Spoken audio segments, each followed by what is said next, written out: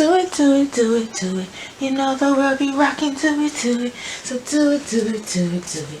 Bounce with it, drop with it, lean with it, rock with it, snap with it. Hey, yes. Hello, hello, hello, you guys. Welcome back to Bipolar Beauty. You guys need to know this is like my 18th time recording this video. So I'm not dressed up, as you can see. I have my pajamas on, but that's my business, so leave me alone. And welcome, welcome. You like that?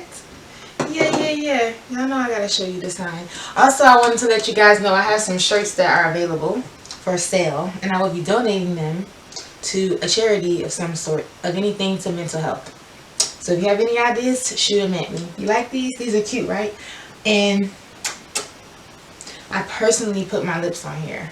Y'all know I got lips for days, so I put them on some shirts for y'all. I got extra larges. I got all that. I got all the sizes.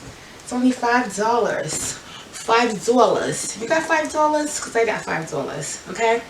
So, this is part 2 of the fake McCoy. Yeah, if you are not caught up on this, you're going to have to go back and watch it, because I'm just going to jump in because my camera been tripping and I be on a time crunch. It is also 11 o'clock at night and I have to go to work in the morning. That's why I set this up in my bedroom, so I can do this and jump right in the bed. Yeah, okay. So, let's go. Where did we leave off at? We left off with Richard being manipulative little feet and starting to groom and manipulate my brain and brainwash me. So, he met me when I was about 14. And he stayed in my life for many, many years. He was around for my high school graduation, which brings me to this story. So, when I was graduating high school, West Philly High, you know, class of 03. Yeah. Showing my age, but I don't give a damn. So, he drove, well, my biological dad drove down for my graduation, as he should. And he stayed with me and my mom, because now me and my mom live together with no one else. Like, she was divorced. And my biological dad came for my graduation, and he stayed with us. And Richard picked me up to take me to graduation practice. Remember, Richard took me all over. He did whatever with me, for me, by me, when, whatever. So, he took me to my graduation practice. But the morning that he was taking me to my first rehearsal, I walked into my mom's room and I saw my dad in there. Like, they told me he was going to be sleeping on the couch, blah, blah, blah. And then they told me something about his back was hurting, or he didn't sleep in there or something. I don't know. I had got a little attitude about it. You know, you get a little pissy. You don't want to see your parents trying to get back together and fuck up everything. And I was kind of mad. And I remember when I got in the car with Richard, I was telling him like what I saw and how I felt, and he pretty much confirmed it. And he was just like, yeah, they're trying to do this and this and that. They should be taking you to graduation practice. They should be there, but instead they're trying to rekindle. He got in my head, like he knew how to shift and move things, you know. So I believed the hype. So when we got to the graduation rehearsal location, he told me, hey, when you go in to do the rehearsal, it's probably going to be in the same area as the actual ceremony. So look up in the bleachers and let me know what seat, rows, or whatever you see. And I'll relay the message to your parents and we'll be all able to see you. I'm like, okay, that's a good idea. All right. So I did that, and when Richard picked me up from rehearsal, I was like, here's the seat numbers, whatever. Like, okay, I'll give it to us, your parents. So graduation comes and the actual day, and I don't know why my mom and dad didn't take me, but Richard took me. He dropped me off at the actual ceremony, and I had to be there early, I think, and I don't think they were ready, I think.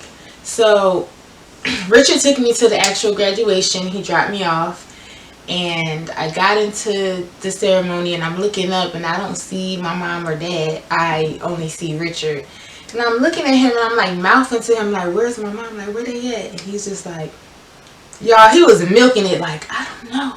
Oh gosh, I'm looking for them. Like, he was milking this thing, and I believed him. I'm like, damn, you know, care about me. So after the ceremony, I was acting real shady to them, and I wouldn't let them take me out to eat. I think I insisted on going with Richard by myself. And I don't know if that was a red flag or not. It's just a couple of red flags. But anyway, that goes on. That happens. The next incident that brought me to understand that he was trying to groom me and make me his woman, or I don't know, side chick. Because he had a whole fiance, y'all. Her name was Yvonne.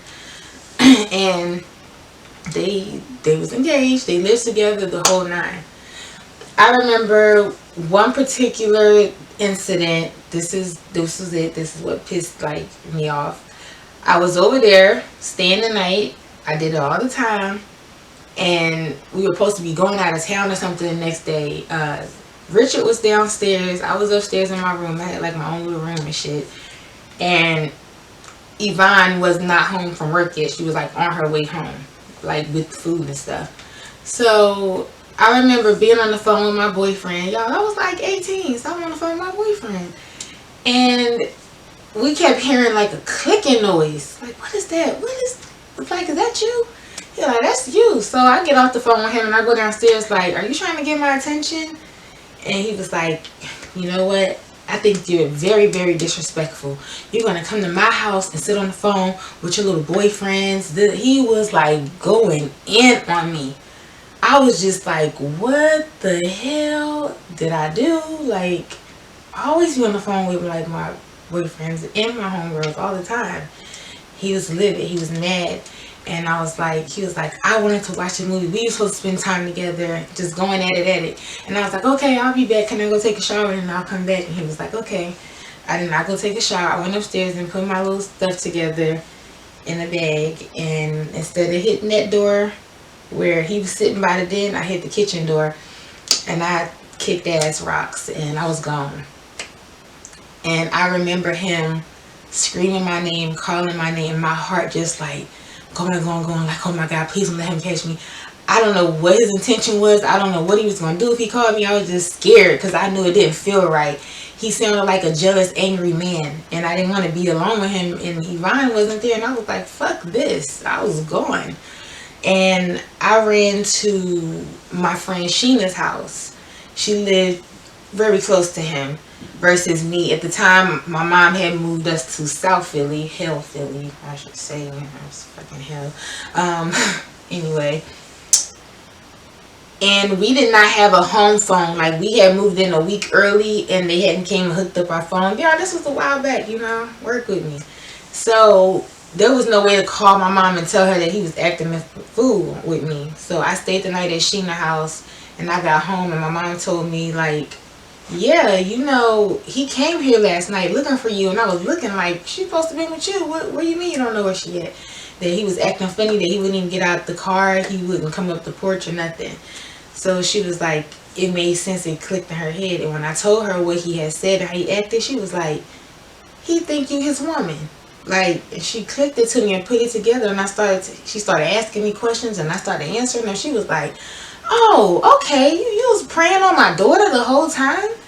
And she went ham, y'all. We went up to Presbyterian Hospital and she spoke to any and everybody who had a tag on their desk. Put it that way.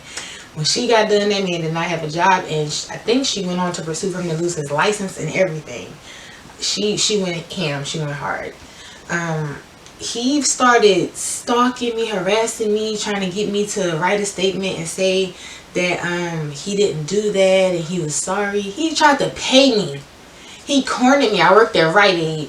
He cornered me at my job in the parking lot and tried to pay me to recant my statement, saying he was going to lose his license and his house and his car and everything. Just like begging me. And even then the security guard had to run his ass off.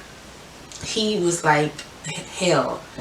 After that, you could not get me to go to therapy. You couldn't get me to talk to nobody, counseling wise, nothing. Trust out the window. Talk to who for what? They are all trash, especially men manipulative. And it was just hard after that. That fucked my head up. It took me years to go back into therapy. You know, we never know what boundaries someone is pushing you at when they're doing those things to you. How far it pushes you. You know? It's almost like you can't win for losing. For you to go to try to get help and start opening up with someone and trying to build this, and for them to just stab you in the back like that, that was horrible. That was horrible, and I hope he didn't get to do that to anyone else. I really do. I'm going to end this video there. I do want to say thank everybody for all the love and support I've been getting, the texts, the messages. I've been getting them through my mom and my friends and through everybody. Thanks for sharing the video. I really appreciate you guys. And I'm going to be consistent and persistent even when I'm tired, because I think it's very important to get this message out here. And I just need y'all to work with me. I'm going to get better on the editing. Y'all watch. I'm going to be a beast. Watch. Just work with me. Just work with me. Alright? Y'all have a good night or a good day, whatever time y'all watching the video.